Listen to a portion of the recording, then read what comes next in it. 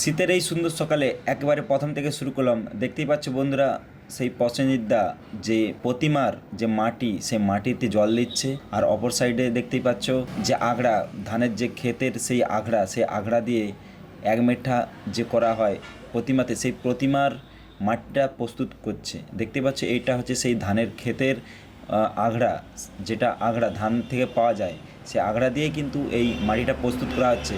যেটা এঁটেল মাটি, সেই এঁটেল মাটিটা কিন্তু প্রস্তুত করা হচ্ছে এই আগড়া দিয়ে। আর অপর সাইডে বন্ধুরা দেখতে পাচ্ছ এটা হচ্ছে সেই পলি মাটি, যে পলি মাটিগুলো দিয়ে হাঁস বলুন বা ময়ূর বলুন, মেড়ের যে কলকা হয়, সেই কলকার মাটি কিন্তু এখানে প্রস্তুত হচ্ছে। এটা সম্পূর্ণটাই পাট, সেই পাটের যেটা সন, সেই পাট দিয়েই এই মাটিটাকে প্রস্তুত করা হচ্ছে।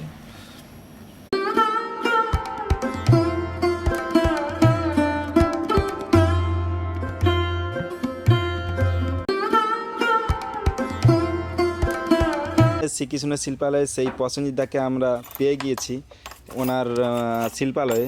তো দাদা, এই ঠান্ডার সময়তে তো কী ধরনের কীভাবে কাজ চলছে? ঠান্ডা আর গরম হ্যাঁ। এটাই আমাদের পেশা কাজ। তো আমাদের ঠান্ডা বলে কিছু নেই, কাজ তো করতে হবে, এটাই আমাদের পেশা। তো এবার ওয়েদারটা একটু নিম্নচাপ হচ্ছে, মেঘলা মেঘলা ওয়েদার, ঠাকুর শুকনো হতে একটু অসুবিধা হচ্ছে। কিন্তু আর বেশি দিন টাইম নেই, সরস্বতী ঠাকুর পুজোকে আর 1 মাস প্রায়। প্রস্তুতি জোরদার এখন, ঠান্ডাও পড়ে গেছে, রাত্রি অবধি বেশি করা যাচ্ছে না, এভাবেই চলছে কাজ। ঠিক আছে। আর অর্ডার কীরকম কী আছে? অর্ডার মোটামুটি খারাপ নয়, ভালো। এই এই এই বছর হ্যাঁ, আমাদের শিল্পালয়ে কতগুলো মূর্তি? এবারে শিল্পালয়ে 40টার মতো মূর্তি হচ্ছে। সবগুলোই বুকিং আছে? হ্যাঁ, সবই বুকিং। আর এক মেঠার কাজ প্রায় শেষ নাকি? হ্যাঁ, এক মাঠের প্রাইসেস, এই 2 মাটি আরম্ভ হবে। তো চলুন বন্ধুরা, এরপরে প্রতিমার কাজকে যাই। আপনারা এখানে দেখতেই পাচ্ছেন একেবারে অসাধারণ নিখুঁত কারুকার্য করা সেই খড় দিয়ে চটি আর এঁটেল মাটি, আগড়া দিয়ে যে এঁটেল মাটি প্রস্তুত করা হয়েছিল, সেই মাটি দিয়ে কিন্তু একেবারে পদ্ম ফুলের উপরে সুন্দরভাবে এই সরস্বতী দেবী মাকে বসিয়ে রেখেছে, সঙ্গে বীণা হাতে নিয়ে। একেবারে অসাধারণ লেটেস্ট স্টাইলের সরস্বতী প্রতিমা আপনারা এখন লক্ষ্য করছেন। 1 মিটার কাজ অলরেডি কমপ্লিট হয়ে গিয়েছে। আপনারা লক্ষ্য করছেন সম্পূর্ণটাই পদ্ম ফুলের পাপড়ির উপরে একেবারে সুন্দর আর্টে এই সরস্বতী দেবী প্রতিমা বসে আছে।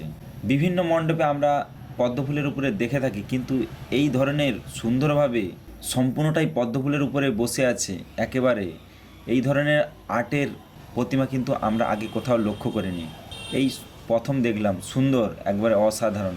পেছনের মেড়গুলো আপনারা দেখতে পাচ্ছেন কত বাঁশ দিয়ে এই মেডটাকে সুন্দরভাবে সাজিয়ে রেখেছে।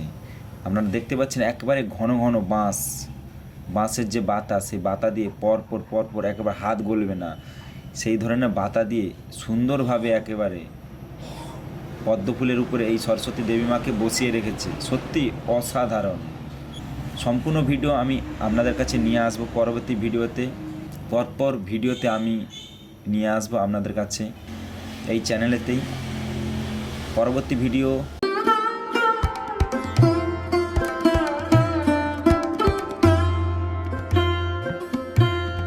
আর অপর সাইডে আপনারা দেখতে পাচ্ছেন প্রায় 6 ফুটের গায়ে এই সরস্বতী প্রতিমা।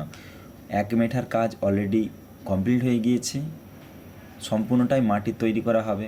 আপনারা তো দেখে বুঝতেই পাচ্ছেন শাড়ির কাজটা বেশ অসাধারণ পাকে, অসাধারণ আর্টে তৈরি করেছে এই মিস্ত্রি মশাই। এটা বাংলা মডেলের হবে, তাই মুখটা আপনারা দেখতে পাচ্ছেন 1 মেঠাটা কীভাবে হয়েছে। বাংলা আর্টের এই সরস্বতী প্রতিমা হবে, এটা খুব সুন্দর।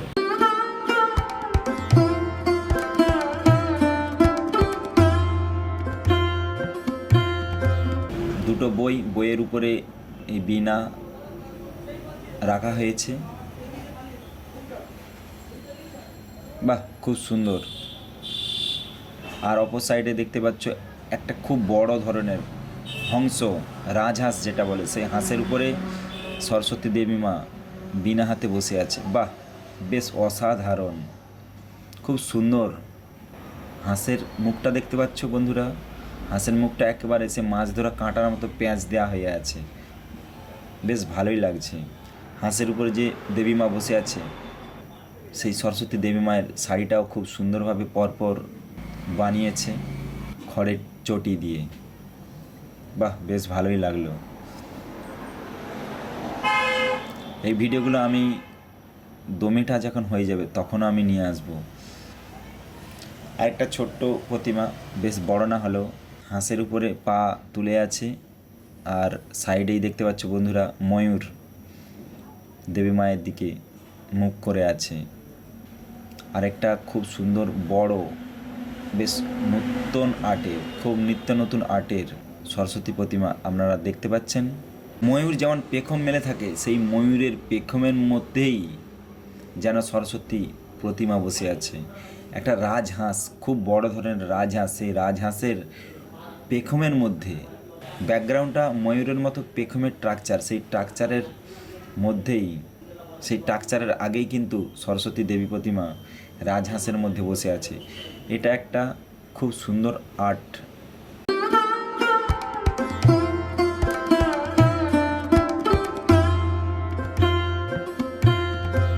আমরা সরস্বতী দেবী মায়ের বিভিন্ন ভিডিও গাছের উপরে প্রত্যেক বছরই আমরা প্রায় দেখেই থাকি।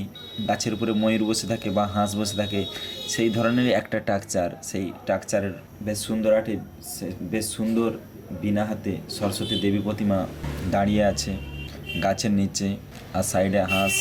বন্ধুরা দেখতে পাচ্ছ পরপর সিরিয়ালভাবে খুব সুন্দরভাবে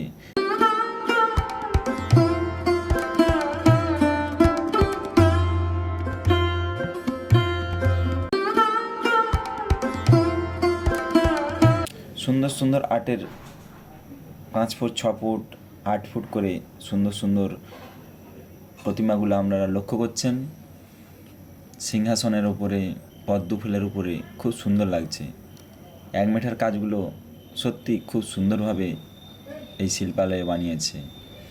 আপনারা তো দেখতেই পাচ্ছেন, এক মেঠার কাজগুলো যদি এত সুন্দর হয় তাহলে দোমেটা ও লাস্ট ফিনিশিং কত সুন্দর হতে পারে। তো নমস্কার বন্ধুরা, আপনাদের সকলকে স্বাগত জানাই। সরস্বতী দেবী মায়ের আরও একটি নতুন ভিডিও নিয়ে আমি চলে এসেছি।